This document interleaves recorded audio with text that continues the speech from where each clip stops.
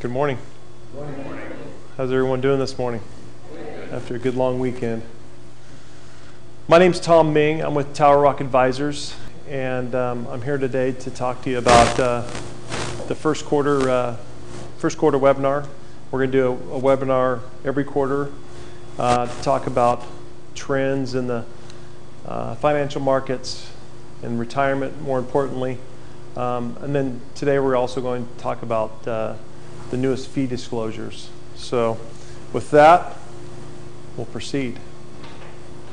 Again, Tom Ming, Palrock Advisors. Palrock Advisors is a registered investment advisory firm that just specializes in helping plan sponsors and plan participants within corporate retirement plans achieve retirement readiness. So a lot of people think that since we're in the financial industry, that we trade stocks and bonds, and actually Brad said, hey, what about the currency and the yen? It's real specialized, because the industry is so diverse. So that's what we do. That's our specialty. We work with over 50 corporate clients and handle a lot of assets, and our goal is to get plan participants ready for retirement.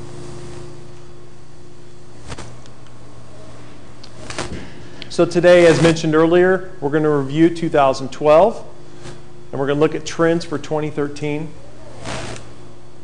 Why fee disclosures? We're going to talk about that. There's been some, initially, whenever there's fees disclosed, there's some hesitation or there's some curiosity. Well, there's been a curiosity for a long time on what fees are involved in all the financial products. So we're going to go into that. And then participants' retirement readiness. That's the single most important thing that we're going to discuss on a quarterly basis, is getting people to save and get ready for retirement.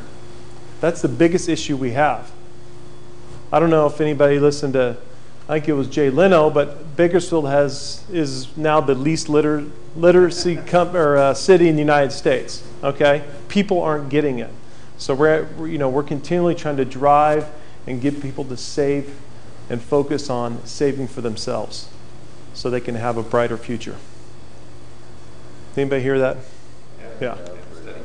It's all around, yeah. What's that? Yeah.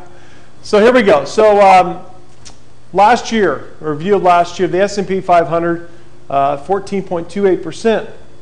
If you take a look at that chart since 2007, the market, it's like a big V. And we are completely back above when the subprime mortgage mess and the financial crisis and all the banks were going bankrupt. And so we have completely recovered over the last 5 years. Last year in particular was a really good year.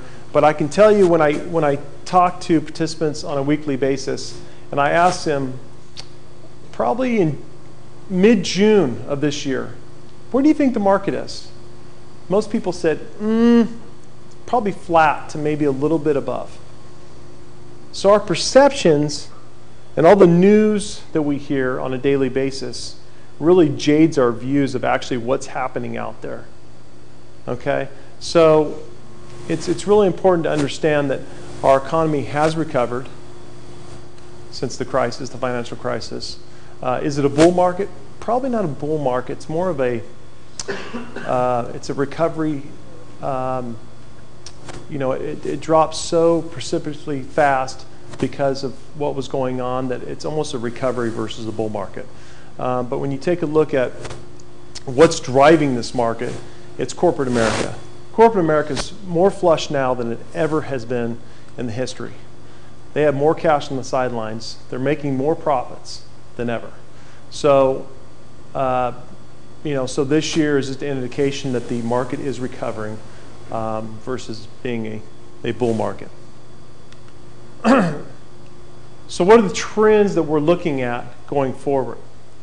For the next couple of years, the U.S. economy growth may remain below the long-term trend until the debt reduction initiatives are put in place by the Federal Reserve. Just to boil it down, the next 2 to 3 years, We're going to work on debt crisis, getting things under control. And then after that, say late 2015, early 2016, all analysts are saying this, that we could be in for a really, really good market for an extended period of time. Okay? There's a lot of things that are causing that. Housing, for example. 50% of people in their prime ages that buy a house normally, like it's 25 to 35 years of age, half of them do not own a house.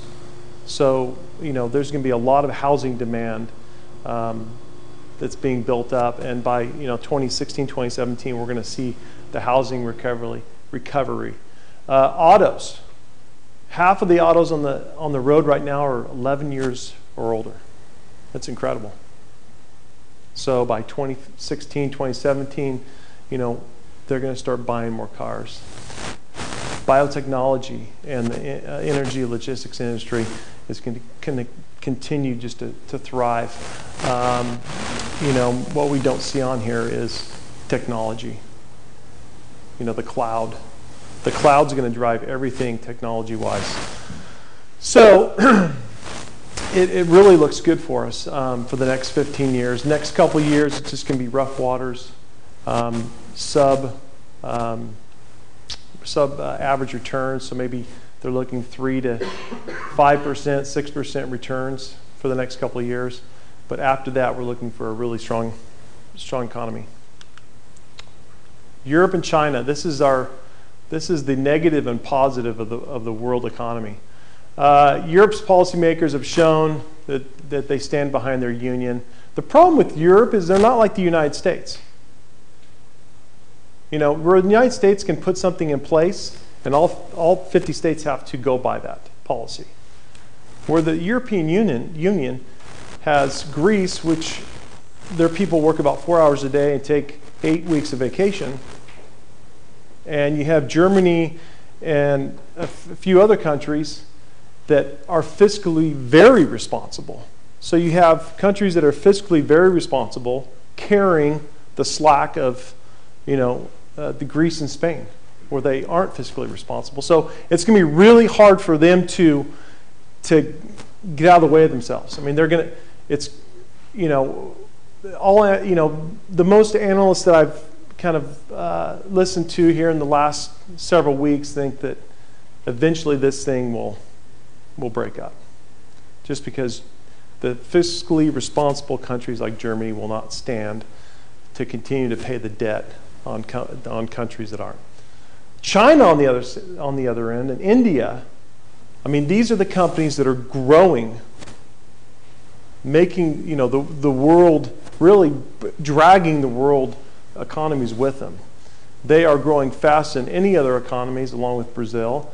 And over the last 12 years, they have really helped out us in the market, because the emerging market, developing market, and world market funds that we invest in have a lot of China, India, and Brazil exposure, as well as Mexico, and they've been very good to us.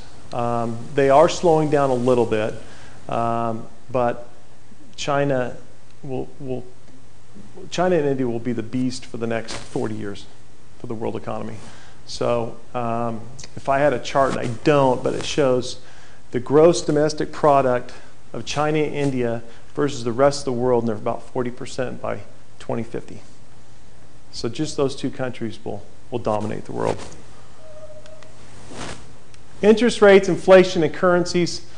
I'm not going to go into currencies, but the developed world interest rates are likely to remain low, and the inflationary pressures muted for the next couple of years. They think interest rates are going to start climbing late 2015, early 2016.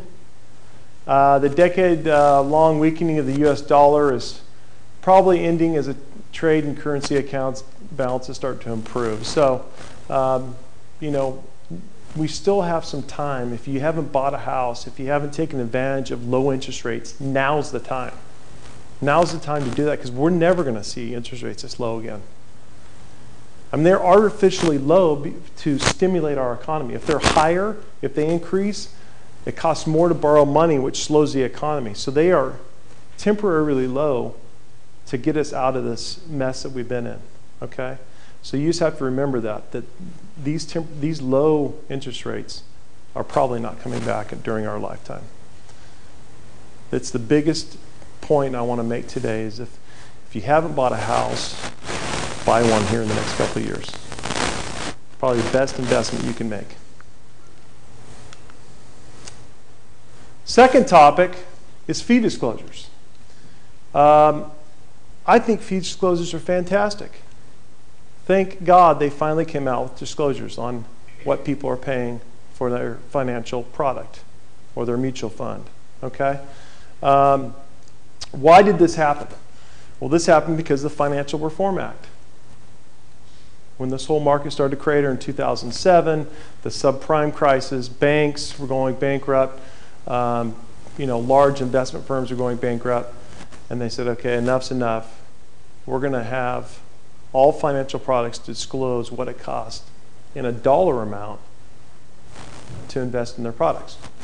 So when the 401k, it's an investment product, we will receive an annual notice that clearly discloses all the fees within the 401k plan. This is good. It's going to make, it's going to make the 401k more efficient, and it's going to bring down the prices. Whenever there's disclosure, it brings down the price, right? As soon as you know what you're paying for, you're going to try to get it a little cheaper if you can get the same product, okay? So just remember that. So when you get the fee disclosure, keep it, look at it, okay? Look at what it costs you to invest. I can tell you from WorkLogic HR standpoint, the reason why I was brought in here is to make sure that that process is transparent, but also so that we can get the fee as competitive as possible for everyone that's involved. Every company that's within WorkLogic HR, that the fees within the plan are competitive. Okay? Yes? Do you feel when employees now see that or participants see that, they're quite shocked? They've been paying those fees all along, and then now all of a sudden it's on their statement. It's like, yes. Oh my God. How can we make them understand that they've been paying that and they're going to pay that wherever they go? Yeah, that's a great question, because we tried to address that in August when all these fee disclosures came out. Is, hey, you've been paying it, now you know what you're paying, okay? The biggest thing is, what do you get for that, right? The great thing about WorkLogic's plan with Transamerica is the administration fee, which is quite expensive. The plan sponsors don't have to pay that full fee. They just pay a small fee for WorkLogic to have the plan in place. But yeah, it's, they've been paying the fees the whole time. Now it's disclosed, okay? But I can tell you, we'll see a trend when I come back here in 5 years and we look at fee disclosures and we look at what happened to overall pricing of plans. It will trend down, not up. Okay, so it's going to be good for everybody in here. Any other questions on fee disclosures? Can there be a comparison shown to help her in that educating of the? Yeah, there's 401k like average. Yeah, the averages that I can send based upon plan sizes and stuff to Ellen. To highlight what you just said, which is as a whole, our admin fee is less than if we were out there. Yeah, definitely. Not averages. I mean I can, based upon, and I think that $495 is what each plan sponsor pays. The average fee, if you took the average participants in all the plans within WorkLogic, the fee's probably $3,200. So, if I had to guess, but I can get a comparison. So that's fee disclosures. Did you know 94% of investors believe retirement is more challenging now than it was 5 years ago? Do you guys believe that? Yes, you do. Why? Mr. Burke, why? The yields aren't there. Yields are not there. Right. Interest rates are low, so you're not making any money on your Yeah. It's that, even though the market's fully recovered, but it's the fear in the news that we hear every night. It's the fear that, fear itself causes us to do crazy things. So just think about this. Because people completely ruin their retirement plan by fear. If there's a fear that the market's going to falter and completely go to zero, do you think there's anything that's going to be in your 401k plan to take away? It's going to be zero as well. Okay? So I'm going to push you guys to keep that mindset of don't be fearful. Be smart, but don't be fearful. Okay? When the market goes down, don't sell everything. And be conservative. Because chances are the market's going to recover, and about 3 years in, you're going to go, oh, wow, the market looks good. I'll get back in now. Well, now you're buying high and selling low. That's the complete opposite. That's why people make money in the market. Is for the institutional investors do so well because people's fear, and they sell low, they buy it, and then they sell it to you when the prices are 30% higher. They're the ones creating the fear. Well, But regardless of where the fear's coming from, Don't stop. yeah, don't stop. Yeah, I mean, it's your account. You can do what you can do. But don't think that you're going to lose all your money, because if you lose all your money, all these products that we invest in, the 401k plans, are diversified within thousands of companies. So if thousands of companies go bankrupt, no one's going to have a 401k plan. Okay? So just remember that. Don't be fearful. Just be smart. Okay? But don't be fearful and don't sell when the markets go down. In fact, when you guys buy things in stores and the price goes down by 40%, do you sell or do you buy? When housings are 40% lower than they were 5 years ago, am I telling you to sell or buy? Right? Same thing. We can't access money until we're 59 and a half, just like our house. If our mortgage company sent us a statement every quarter saying, wow, your house lost 12% of its value. It's a paper loss, it's not a true loss, just like your 401k when you get a statement every 3 months, right? So don't sell when the market's low. 85% of retirees who eventually made a financial plan regret not making one early enough in their working life. Why is that? Because they don't have time to save enough for retirement. That's why. Because the picture's painted and they're like, uh-oh, how do I save $1,000 a month? I can't. All my expenses are locked in. I got a new car, and I got this house, my kids are in college, and there's no more money. That's the biggest thing, is to know what your financial picture is. Do a budget. Make sure you're saving enough for retirement.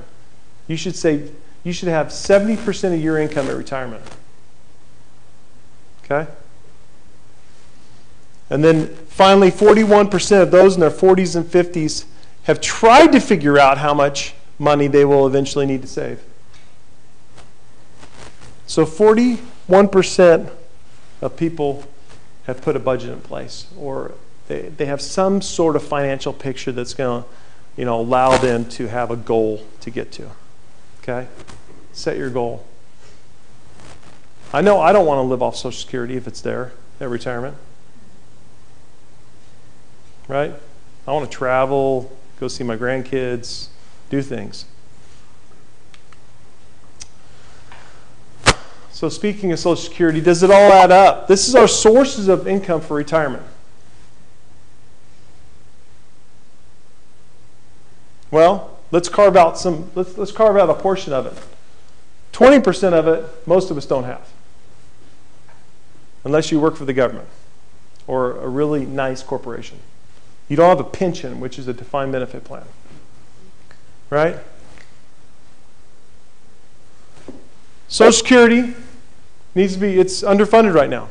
It'll be there for, I think, everyone in the future, it might not be fully funded. You might not get 100% of what you're owed, but you might get a portion of it. You could say that this is your 401k, and then this is savings. Okay, really, there's your retirement plan, your savings, and Social Security. I challenge you guys to add one more. Have 4 sources at retirement. Okay, if that's investing in real estate, whatever it is, generate income for retirement. More importantly, maintaining a rate of return that exceeds inflation. What's inflation? Anybody know? What's that? Increase in goods and services. It's an increase in cost in goods and services. It's the increase of our bread. And a loaf of bread's $4 now. Right? It doesn't include energy costs, gasoline. So it's about 4% now. So that dollar is worth 96 cents next year. It's worth 92 cents a year after that. So it's decreasing your purchasing power by 4% every year. Okay? So you have to make sure that your assets are above inflation in cash, and then this is the average bond return, which is just above inflation in cash. But you need to get a return that's above that, or you're going to lose purchasing power, okay, for your retirement. So people that are in money markets, if you're not 65, don't be in a money market. Okay? You can be in a mix of bonds and equities. You can be conservative, maybe 50-50, 60-40 bonds and equities. But unless you're real close to retirement, don't hamper and cause your purchasing power to go down over time. Debt. This is the worst thing that was ever developed was a credit card. Pay yourself first. Our government, our economy is driven off of us being in debt, by us spending. It's not driven by us saving. If we all saved, our economy would go down. It's driven by consumer spending. Okay? If there's one thing you take away, it's to pay yourself first. Save money in your 401k plan, your IRAs, after-tax savings in your bank. Pay yourself first. And then whatever's left over, spend it. But this chart shows you less debt equals more money to save. So it will take 29.5 years to pay off a $2,000 credit card debt with monthly payments of $25 versus $125 a month. And this is the interest. This is who you're paying. Okay, 18% probably for that new dress or new pair of running shoes, whatever. Those are expensive running shoes. Really expensive running shoes. In fact, if you want to buy some, I'll loan you the money, you pay me back, I'll charge you interest. That's such a good deal. Pay off your credit cards. It's the worst thing we could do is carry debt and give somebody 18% on our credit card. It's robbery. Don't do it. Put your savings towards retirement. I'm telling you, if you allocate, do a budget, figure out how much you can do, put it in there, you will not miss it. And if you do miss it, you can call Ellen and say, give it back to me. Just try it. Just try it. And contribute regularly. That's the great thing about the 401k is it goes in every 2 weeks, right? It averages over time. Try to contribute the maximum. We need to put away 15 to 20% of our income for retirement. 15 to 20%. 15 is the low side. You want to get to 20. Okay? And that's per person. That's not for the household. That's for your spouse and you. And we're trying to save for college. Right? Daunting. But you got to do it.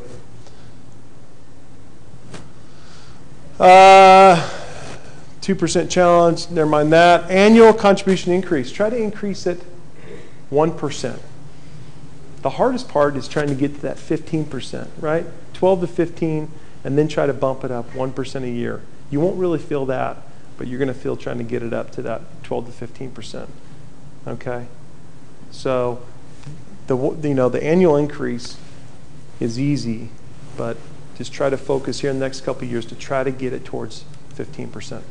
Yes, sir. We're obviously fortunate enough to have a match with ours. I mean, are you calculating that in that Yes. 15? Yes. So, in our case, we get the extra, 4% to try to get to 8 to 9 or. Yep. Exactly. Yep. Good point. What's the 2% challenge? 2% challenge. I gotta take this. The payroll tax was it. When they cut the 2% of the payroll tax, it was a way to get people. They didn't know that they had a 2% coming back to them in less payroll taxes. So finally, if your retirement is in the near future, you should consider, number one, the lifestyle you expect to lead.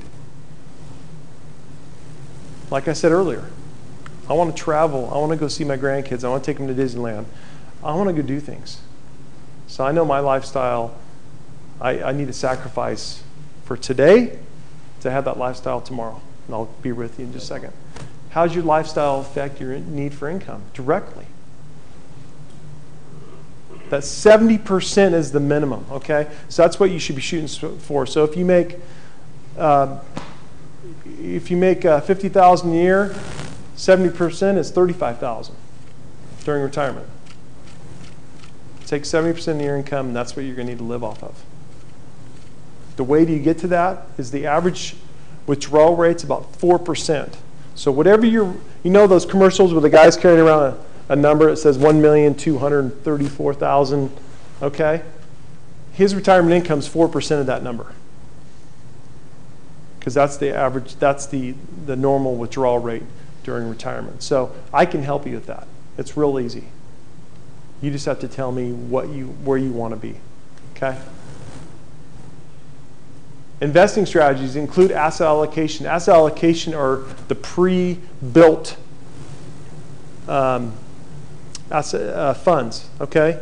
Either by your retirement date or your risk preference. We can talk about that individually. How much will you be able to withdraw? 4% is the average, okay? So if you have $1 million saved up, it's $40,000 a year. Tax efficient withdrawal options.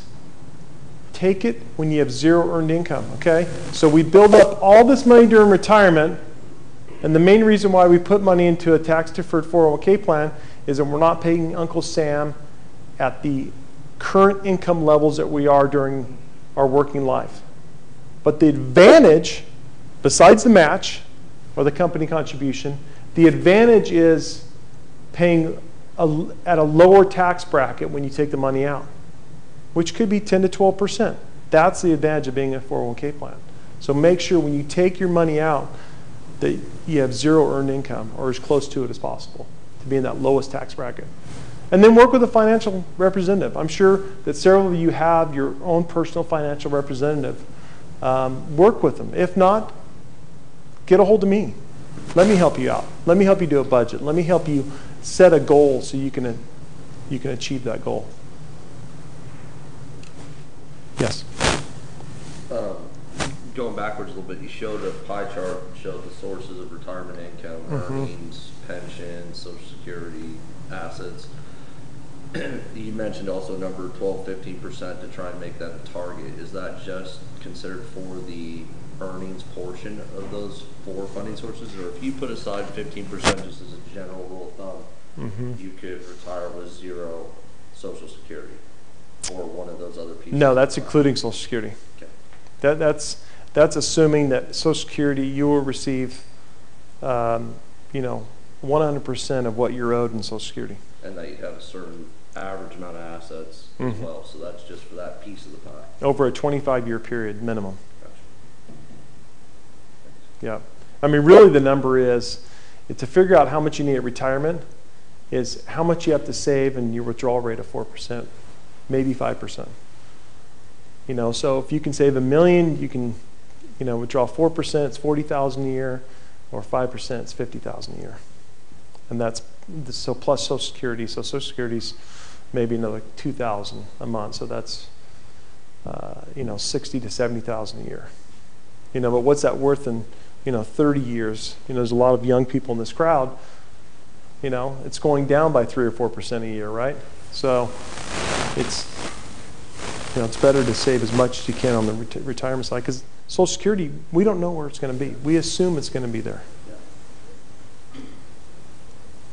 Thanks. Any questions? Great. Just a couple minutes after half hour, so I really appreciate your time. We're going to do this on a quarterly basis. We're not going to focus so much on the markets and where the markets have been. We're going to really focus on different aspects of retirement readiness from here on out, budgeting, different things that we can implement with all of you to get you ready for retirement. So I thank you for your time, and we'll see you next quarter.